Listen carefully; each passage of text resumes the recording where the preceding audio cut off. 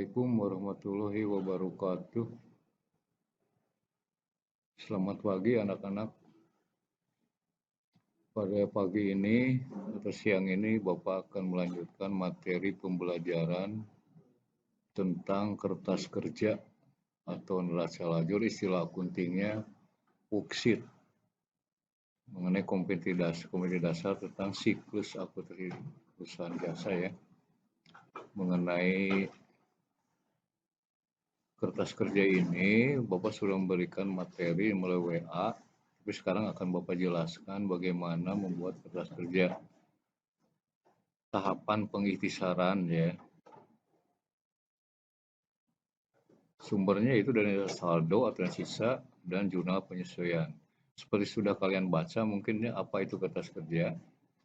Itu kertas kerja bisa dibuat untuk membuat laporan keuangan seperti dalam artian sebagai alat bantu.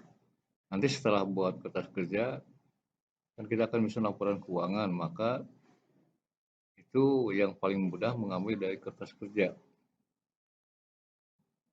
Jadi nilai akan nampak di sana itu. Kertas kerja itu laba rugi perusahaan, neraca, perubahan modal.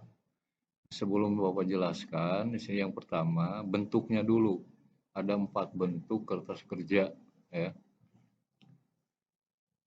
Ada yang 6 kolom, nah ini. Ada yang 8 kolom, ada yang 10 kolom, dan ada yang 12 kolom. Yang pertama 6 kolom, apa isinya? Biasa paling awal itu nama perusahaan, kertas kerja, periode akhir tahun ya, buku. Isinya pertama nomor akun, nama akun. Kemudian yang 6 kolom ada saldo debit kredit, laba rugi debit kredit, neraca debit kredit. Yang disebut 6 kolom itu ini. Ada 2 kolom, 2 jadi 6. Setiap neraca saldo 2 kolom tuh, ya. Yang 8, nah ini kalau tidak ada penyesuaian di dalam pembukuan, gunakan yang 6 kolom. Kemudian yang 8 kolom, nambah ada kolom jurnal penyesuaian. Nah ini ya. Nambah ini saja, ini sama judul. Kemudian yang 10 kolom, nambah kolom lagi ya. Ini ada neraca saldo setelah penyesuaian. Lihat ada 10 kolom kan. Debit kredit, debit kredit, debit kredit. Yang 12 kolom nambah kolom untuk laporan perubahan modal. Ada 12 kolom. Nah biasanya yang sering digunakan itu dalam perusahaan itu yang 10 kolom ini. Nih. Untuk penjelasan lebih lengkapnya mungkinlah nanti kalau kita ada tatap muka, kita secara singkat saja akan menjelaskan bagaimana membuat kertas kerja. Nah ini, saya berikan contoh misalkan ini. Nah, ini ada sebuah contoh, sebuah perusahaan yang namanya Bengkel Subur. Ini ada diketahui neraca saldo ini nih. Nah, kemudian dari neraca saldo ini ada akun-akun yang belum sesuai, maka ditampilkan jurnal penyesuaian. Kita bikin jurnal penyesuaian, nah ini hasilnya. Tuh. Nah berarti nanti si neraca saldo ini dan jurnal penyesuaian tinggal memasukkan ke dalam kolom kertas kerja di kolom neraca saldo dan jurnal penyesuaian. Kita lihat langkah pertama ini. Nah, langkah pertama kita akan gunakan yang 10 kolom ya. Tuh, bikin kolom ini nih. Ya. Tuh, yang 10 kolom. Nomor akun, nama akun, neraca saldo, penyesuaian, laba rugi, dan neraca. Nanti penjelasannya sambil berjalan. Nah, langkah kedua setelah bikin kolom, kita pindahkan atau pindahkan saja soal tersebut. Ya. Nah, ini ada neraca saldo. Tinggal pindahkan neraca saldo ini ke kolom neraca saldo yang ada di dalam kertas kerja. Nah, ini tuh. Ya. Kalau Bapak copy paste lagi ini aja tuh. Ya. Tuh, ya. Pindahkan. Nah, Kemudian yang kedua, relasi saldo setelah menggunakan saldo penyesuaian. Nah, ini nih jurnal penyesuaian. Jurnal penyesuaian pindahkan ke kertas kerja di kolom jurnal penyesuaian di sini. Ya. Tuh. Misalkan yang pertama ini nih. Penyesuaian pertama, beban perlengkapan debit, perlengkapan kredit, nomor akunnya ini lab sebesar 7 juta dalam ribuan. Coba lihat di sini. Nah, Didi masukkan ke jurnal penyesuaian ini kolom ini. Tadi apa? Beban perlengkapan. Lihat di sini di atas saldo ada tidak beban perlengkapan? Tidak ada. Kalau tidak ada, tulis di sini. Tuh, di bawahnya. Beban perlengkapan. Sebelah debit. Kemudian perlengkapannya ada kan? Tuh. Ada, kalau ada di sini tinggal masukkan ke sini tuh. Berarti di penyesuaian ada yang kreditnya, ada yang debitnya. Paham? Ya. Jadi kalau tidak ada akun-akun di saldo, tulis awal di sini. Nomor akunnya di rep kan. Tuh. Ini kosongkan. Tuh, ini jumlah saldo ya. Bebannya di debit, perlengkapannya di kredit. Lihat penyesuaian. Tuh kan. Contoh yang kedua, piutang usaha debit 6 juta, pendapatan usaha di kredit 6 juta, nomor repna. Lihat ke kertas kerja. Ada tidak piutang usaha di sini? Oh, ada. Langsung aja masukkan. Sebelah debit tuh 6 juta. Pendapatannya ada. Ada tuh, masukkan. Berarti yang debit, yang kredit ada. Tuh. Kalau ada tinggal masukkan, jangan dibikin. Contoh yang lain, yang ketiga, beban gaji, utang gaji, beban debit, utang gaji, kredit. 5 juta nomor akun ya. Lihat di sini. Ada tidak beban gaji, utang gaji? Beban gaji ada tidak? Ada. Masukkan. Tuh. Utang gaji ada tidak? Tidak ada. Bikin di bawah tulis utang gaji. Tuh. Di sebelah kredit. Di debit ada, kredit juga ada. Tuh, ya. Kemudian contoh lain. Nah, yang keempat, sewa dibayar di muka. Kredit debit, beban sewa kredit 9 juta. Lihat ke sini. Sewa dibayar di muka. Di sini ada tidak? Ya, saldo tidak ada bikin di sini. Sewa dibayar di muka. Nah, harusnya di sinilah. Ya. Sewa dibayar di muka. Bikin. Tuh di sebelah debit. Ya. Beban sewa ada tidak? Oh, ada. Oh, berarti kalau ada mah beban sewanya tulis di kredit, sewa dibayar di muka, di debit itu sama. Berarti yang dibikin hanya satu, sewa dibayar di muka. Ya. Supaya mudah Bapak peralihkan ini nih, ya. Tuh. Dan selanjutnya ini beban penyusutan peralatan kredit debit, akumulasi kredit. 6.500.000. Lihat ke bawah. Ada tidak di sini? Beban penyusutan tidak ada, akumulasi sama bikin di dia. Beban penyusutan peralatan di debit, akumulasi penyusutan peralatan di kredit. Tuh. Kalau tidak ada dibikin di sini. Kalau ada di neraca saldo tinggal isikan di kolom penyesuaian. Nah, ini ya tuh. Setelah selesai penyesuaian di posting, pindahkan, jumlahkan debit berapa, pasti seimbang. Harus sama dengan jumlah ini. Tuh. Sama dengan saldo tuh. Jumlahnya ini seimbang kan? Tuh. Ya. Paham sampai sini? Ya. Tuh, selesai. Ini tahap yang kedua. Ya. Tahap yang ketiga. Nah, kita akan menggabungkan atau menyatukan antara saldo dengan penyesuaian. Ini kan tadi sudah dibikin ya. neraca saldo dan penyesuaian. Tuh, udah dimasukkan. Sekarang gini, ini ada kolom yang ketiga, neraca saldo setelah penyesuaian. Maksudnya neraca saldo setelah ada penyesuaian, hasilnya di sini. Nah, contoh ini, kas. Kas di debit, kredit nol. Di penyesuaian tidak ada, tinggal pindahkan kas debit pindah ke debit. Ya, kreditnya kok nol. Piutang usaha di saldo debit. Di penyesuaian debit, berarti debit dengan debit ditambah. Berarti di penyesuaian adanya di sebelah debit. Paham? Ya. Tuh. Peralatan bank perlengkapan.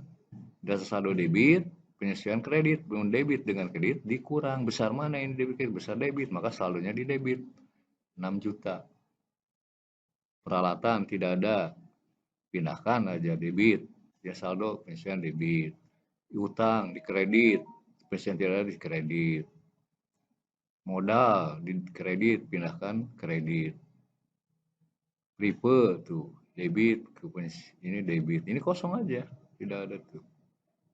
Pendapatan, saldo ada 140 juta. Penyesuaian ada 6 juta. Di sebelah kredit berarti ditambah. Nah, masukkan. Tuh, kredit dengan kredit ditambah sama dengan debit tadi tambah debit. Kemudian beban gaji debit, saldo di sini debit berarti ditambah. Beban iklan yang lainnya tidak ada kan? Tinggal minah-minahkan. Kecuali ini nih beban sewa. Ada yang di debit, ada yang di kredit. Tuh. Ya, berarti besar debit, maka saldonya di sebelah debit. Karena debit 12 juta, kredit 8 juta dikurang tinggal 3 juta. Beban air tidak ada, pindahkan. Nah, yang bawah karena tidak ada saldo tinggal pindah-pindahkan aja. Yang perlengkapan debit pindah debit, utang gaji kredit pindah kredit. Terus tuh tinggal pindahkan. Kemudian sudah selesai dijumlahkan. Pasti sama, harus sama ini. Jumlah debit dengan jumlah kredit. Terus langkah berikutnya, nah yang keempat. Kalau sudah selesai, ya. Nah, ini kan tadi sampai sini. Nah, kita pilah-pilah, ya. Nah, pindah-pindahkan. Nah, di sini ada yang masuk ke kolom laba rugi atau ini istilah akun nominal. Kalau neraca akun real. Nah, di sini ada penjelasan. Akun real, apa saja akun real? Harta, utang, modal. Akun nominal, pendapatan dan beban. Ya, kolom laba rugi diisi dengan akun-akun nominal, kolom neraca akun-akun real. Nah, lihat sini.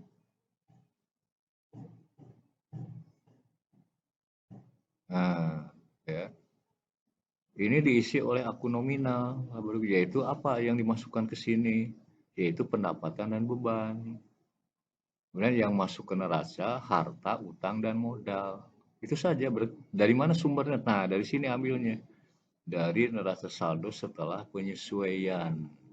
Ya, dari sini. Coba lihat ini kan, kas. Kas kan akun real. Masukkan di sini, pindahkan aja. Piutang akun real, pindah. Perlengkapan akun real, pindah. Peralatan akun real, pindah. Utang akun real, pindah tuh ya. Ripe kan termasuk modal akun real, pindah. Nah, ini baru ini pendapatan jasa kan akun nominal, pindahnya ke kolom laba rugi. Tuh. Ya, kemudian beban-beban semua beban pindah ke akun laba rugi. Tuh semua beban. Ya. Nah, beban-beban. Tuh, ya. Kemudian utang gaji kan real, pasti ke neraca. Sewa dibayar di muka real neraca, akumulasi ke neraca. Gitu. Jadi tinggal dibagi dari neraca penyesuaian itu mana yang masuk ke laba rugi, masuk ke neraca itu. Intinya gini, kalau laba rugi itu diisi dengan akun pendapatan dan modal beban aja. Pendapatan kredit, beban semua ke sini. Ya. Yang lainnya masuk aja ke neraca. Setelah selesai dijumlahkan. Debit berapa, kredit berapa, kan tidak imbang. Maka ini harus seimbang. Maka mana yang paling besar ini, debit atau kredit di kolom laba rugi? Besar kredit. Kredit itu apa? Pendapatan. Ya, berarti kredit itu pendapatan. Berarti pendapatan lebih besar dari jumlah beban. Tuh, tidak imbang. Maka harus diseimbangkan. Tinggal dikurang aja. Pendapatan dikurangi beban-beban, saldonya di sini. Berarti kalau dijumlahkan sama tuh, jumlah akhir 150 juta. Ya. Kalau istilahnya ini kalau pendapatan lebih besar beban, perusahaan laba berarti. Kemudian di neraca juga sama, jumlahkan debit 196.500, kredit 108.500, berarti tidak seimbang. Berarti besar debit, ya, besar aktiva ini. Maka kurangi. Set, ya ini nih, debit kurang kredit, besarnya ini. Berarti jumlahnya juga di bawah seimbang. Jumlah saldo atau selisih di neraca dengan selisih di laba rugi harus sama. Kalau di laba rugi 88 juta, di neraca juga 88 juta, harus sama. Kemudian jumlah akhir semuanya harus sama, lihat dari mulai neraca saldo, debit kreditnya harus sama. Nah, inilah penyusunan, langkah-langkah penyusunan neraca saldo kertas kerja. Tadi dia sudah jelaskan bahwa kertas kerja itu sebagai bahan nanti setelah selesai ini kita akan membahas tentang laporan keuangan. Dari mana sumbernya laporan keuangan? Yaitu ngambil dari kertas kerja ini. Setelah ini kita bahas, ya. Tuh, udah paham? Mudah ya? Ya. Jadi sekali lagi nanti akan ditampilkan soal neraca saldo. Biasanya ada ini dulu, bikin sendiri AJPN. Kebetulan soal ini kan sudah lengkap, ya saldo sudah ada, penyesian sudah ada, maka tinggal pindahkan yang 10 kolom ini. Tuh, yang udah saldo pindahkan, penyesian pindahkan, jumlahnya harus seimbang. Setelah selesai, neraca saldo setelah penyesuaian, ini singkatan neraca saldo setelah penyesuaian, berarti neraca saldo setelah ada penyesuaian itu hasilnya ini. Tadi udah diuraikan ya. Yang debit dengan debit tambah, kredit tambah, debit dengan kredit kurang, kredit dengan debit kurang ya. Tuh, lihat aja ini. Dan berikutnya menyusun, menyelesaikan kolom laba rugi dan neraca. Yang masuk ke laba rugi akun nominalnya yaitu akun pendapatan dan beban aja yang masuk ke sini. Ya. Kemudian yang masuk ke neraca akun harta, utang dan modal. Bisa dipahami ya. Silakan nanti kalau yang bertanya mulai WA saja. Nanti akan Bapak berikan contoh soal. Karena minggu depan kita akan mulai ke laporan keuangan. Nah, sebentar lagi awal Desember sudah pas itu ya, penilaian akhir semester. Nah, inilah pembahasan dari Bapak tentang bagaimana membuat kertas kerja ya. Ini khususnya dalam perusahaan jasa. Sekian dulu dari Bapak. Assalamualaikum warahmatullahi wabarakatuh.